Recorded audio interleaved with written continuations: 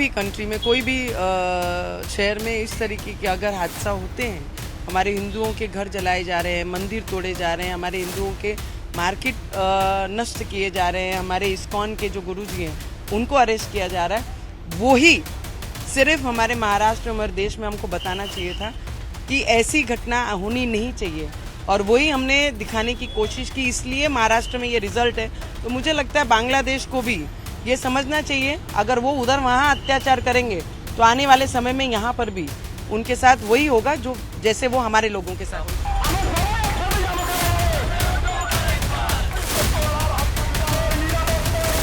मेरे साथ भाजपा की पूर्व सांसद हैं जो सागर बंगले पे आई थी देवेंद्र फडणवीस जी से मुलाकात करने के लिए, उनसे बात करते हैं। मैम, आप यहाँ पर आई, जिस तरीके का आपका वीडियो देखा हमने डांस करते हुए, काफी ज्यादा खुश आप दिखाई दे रही थी, क्या कहने के लिए आई थी देवेंद्र फडणवीस जी से? उनको अभिनंदन करने आई थी, क्योंकि जो विश्वास उन्होंने हम जैसे कार्यकर्ताओं के मन में निर्माण किया था कि हम लड़ेंगे और ये महाराष्ट्र फिर एक बार हम जीतेंगे, और वो जीत होने के बाद जो मुखिया रहते हैं उनको आकर आने वाले भविष्य के लिए आज हम मुख्यमंत्री करके हम हमारे देवेंद्र जी को देखते हैं, तो आज उसकी शुभेच्छा देने आए थे कि जल्द से जल्द वो शपथ लें और महाराष्ट्र का प्रतिनिधित्व फिर एक बार करें।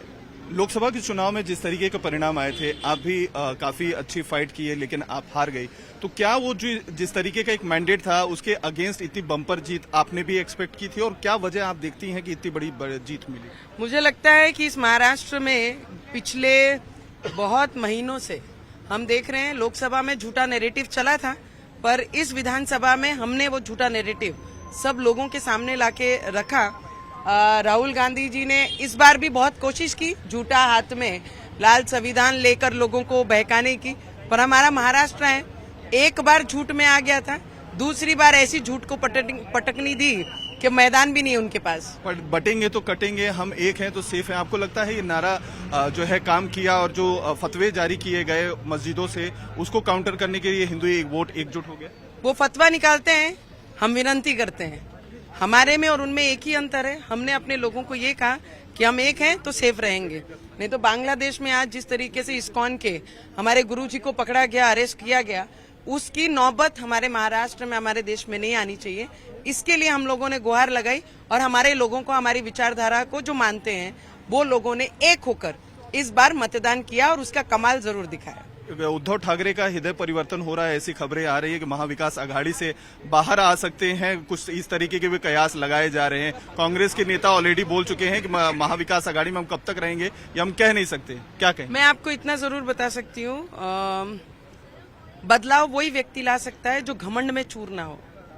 बदलाव उसी में आ सकता है जो अंधेरे में ना रहता हो। जो व्यक्ति जो घमंड में ही चूर है उसके अंदर बदलाव अपेक्षित, ये हम लोगों को भी नहीं है और ना भारतीय जनता पार्टी। आखिरी सवाल, बांग्लादेश में जिस तरीके की हिंसा हो रही है मैम, उसके लिए क्या कहेंगी?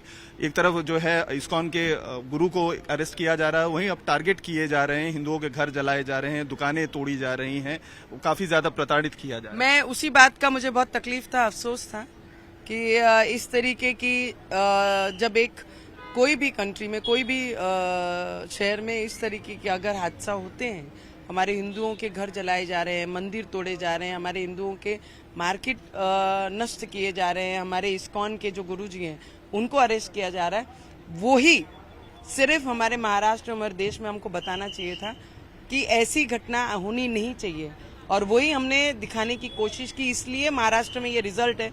तो मुझे लगता है बांग्लादेश को भी ये समझना चाहिए, अगर वो उधर वहाँ अत्याचार करेंगे तो आने वाले समय में यहाँ पर भी उनके साथ वही होगा जो जैसे वो हमारे लोगों के साथ। राहुल गांधी और विपक्ष कुछ बोल नहीं रहा है संसद में, इसके ऊपर टिप्पणी नहीं कर रहे हैं अभी तक। उनको मतों से प्यार है और हमको लोगों से प्यार है, हमारे में और उनमें फर्क है।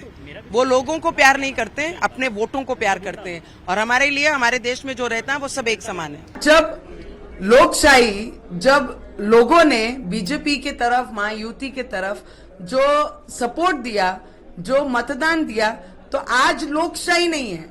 मुझे लगता है जोक था, हम सबने हंसना था और हंस के निकाल देना चाहिए। मुझे लगता है जो घर पे बैठते हैं उन्हें, जो हम जैसे ये जो बोलते हैं लोकशाही खत्म हो रही है, लोकशाही के विरोध में, जब ईवीएम लोकसभा में भी था, जब इनकी सीटें चुन के आई, आज भी ईवीएम है, जब इनके पक्ष में लगा तो लोकशाही जीवंत है, जब हमारे बाजू में लगा तो लोकशाही की हत्या है। तो ये जोक था, मैंने जोक से ले लिया। बड़ी तादाद में रवि भाई वोट मिले इस बार, कैसे देखते हो? बहुत आनंद है एक वाइफ होने के नाते। जो आनंद मैंने महसूस किया कल, मेरे आनंद से बाकी जिले में जितने लोग हैं उन्होंने वो महसूस किया। और मेरा श्रेय कितना बनता है मुझे नहीं पता, पर उनके क्षेत्र में रहने वाली जितनी भी महिलाएं हैं, जितने भी बुजुर्ग हैं, ये श्रेय रवि जी की इतनी बड़ी लीड पे जो चुन के आए, इसका सबसे बड़ा श्रेय उनको जाता है। भाजपा का मुख्यमंत्री रहेगा आपने बताया। हाँ, भाजपा का मुख्यमंत्री होना चाहिए और मुख्यमंत्री भी हमारे देवेंद्र फडणवीस जी होने चाहिए, यही सपना है हमारा। मैं आपको इतना ही बता सकती हूँ कि लोकसभा में जो प्रचार राहुल गांधी के तरफ से झूठा प्रचार किया गया था, आज हमारा जो नारा था एक रहेंगे तो सेफ रहेंगे, ये नारे के साथ में वो चित्र पूरे महाराष्ट्र में देखने को सबको मिला है। और हमने पहले से ही, हमारा ये फिक्स था कि हमारे ये नारे के साथ हमारी विचारधारा के लोग आगे बढ़ेंगे। और ये चित्र देख के बड़ा आनंद हो रहा है कि मैं कुछ मतों से मेरे लोकसभा क्षेत्र में पीछे रह गई, पर आज उससे कई ज्यादा मतों से हमारे सभी एमएलए यहाँ पर चुन के आए। और महाराष्ट्र में जब हम सुबह से लेकर रात तक सिर्फ एक ही टेप देखते थे कि देवेंद्र फडणवीस जी को गालियां देनी, देवेंद्र फडणवीस जी के बारे में गलत बोलना, आज वो अकेले व्यक्ति ने, देवेंद्र फडणवीस जी ने ये पूरे महाराष्ट्र में सभी जनता को लेके चले, किसानों को लेके चले, लाडली बहनों को लेके चले, युवकों को लेके चले, हर वर्ग को लेके चलने का काम उन्होंने किया है। तो हर वर्ग ने हमारे देवेंद्र फडणवीस जी को आशीर्वाद दिया है, ये हमारे लिए बहुत बड़ी उपलब्धि है। 2 बड़े नेता साफ कर दिए जिले में मुझे लगता है नेता बड़ा छोटा मुझे नहीं पता, पर विचार होने बहुत जरूरी है। हम जिस भी पार्टी के साथ, पक्ष के साथ रहते हैं, वो पक्ष के साथ हमने ईमानदारी रखनी चाहिए। और कई बेईमानों ने हमारे जिले में लोकसभा में बेईमानी की, तो मुझे लगता है जिन्होंने बेईमानी की उनकी जगह, उनको एक्चुअली जो बड़ा है वो हमारा मतदार है, वो मतदारों ने उनकी जगह उन्हें दिखा दी है। और बच्चू कडू भाऊ के बारे में मैं इतना ही बोल सकती हूँ, हमारे दादा है, बड़े हैं, कि उन्होंने बोलना कम करना चाहिए, किसी का अपमान कम करना चाहिए, गालियां गलौज से जो बात करते हैं वो कम करना चाहिए, अधिकारियों के ऊपर हाथ उठाना जो करते थे वो चिढ़ लोगों में थी, वो कम करना चाहिए। किसी के भी यहाँ पर जाकर कुछ भी किसी का अपमान शब्द बोलना वो कम करना चाहिए। तो बच्चू भाऊ को मेरे तरफ से इतनी सलाह होगी, जो बोलते हैं कि हमारे बिना मुख्यमंत्री नहीं होंगे, आज उनकी जगह उनके मतदार संघ के लोगों ने दिखा दी। जो जिस थाली में खाता है, अगर उस थाली में छेद करता है तो उसकी जगह आज घर पे ही है।